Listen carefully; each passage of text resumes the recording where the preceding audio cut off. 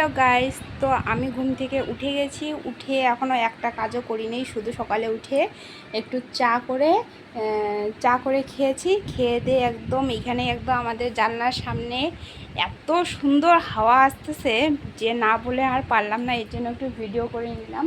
এত সুন্দর হাওয়া যে ফ্যানের হাওয়ারও কোনো প্রয়োজন নেই।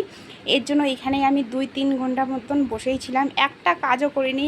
বিশ্বাস করো, এই দেখো ঘর বাড়ির কী অবস্থা, একটা কোনো কাজ করিনি, এখনও বিছনাও তুলিনি। এই যে বিছনার অবস্থা।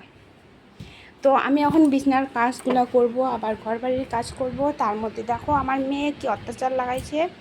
ও এই যে দেখো ওর অবস্থা, এখনো পড়াশোনা করেনি। বই পড় না, মাই খাবি। পড়াশোনার মন নাই মেয়েটার। খালি বইয়ের ব্যাগটা বের করলে হয়ে যায়। বিশ্বাস করে, সকালে উঠে খালি বইয়ের ব্যাগ বের করবে, আর বিকালবেলা একবার শুধু বইয়ের ব্যাগটা বের করবে, ব্যাস। এই যে বইয়ের ব্যাগ বের করেছে, ব্যাস, আর কোনো কাহিনী নাই। বইয়ের সাথে কোনো লেনদেন নাই এই মেয়েটার বইয়ের সঙ্গে কোনো লেনদেন নাই, কোনো ইসে নাই একদম বইয়ের সাথে। বই একদিকে তো ও আরেকদিকে, বই শিলিগুড়িতে ও ধাপড়ায়,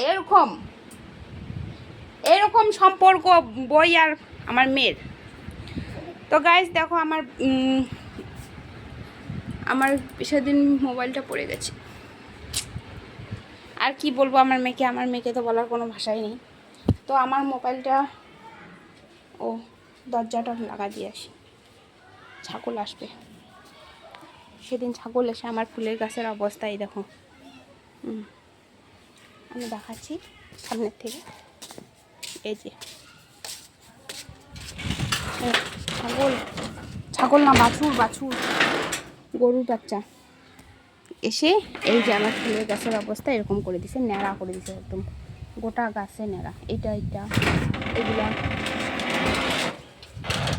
ন্যাড়া গাছ হয়ে গেছে এখন আমার। এত সুন্দর হাওয়া হচ্ছে না আজকে, ও যেমন রৌদ্র তেমন হাওয়া।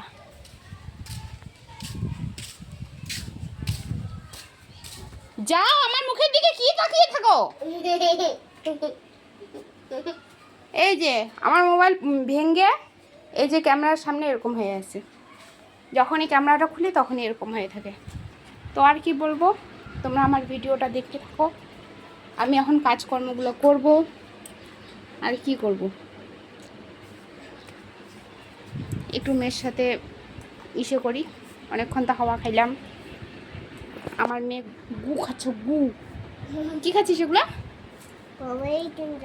বগরি গুন্ডা না, এটা বিষ খাচ্ছিস, বিষ। কথা শুনে না, অবাধ্য মেয়ে হয়ে গেছে, অবাধ্য। আমার দোকানের বাচ্চা আসে, দেখাচ্ছি। কি রে? আর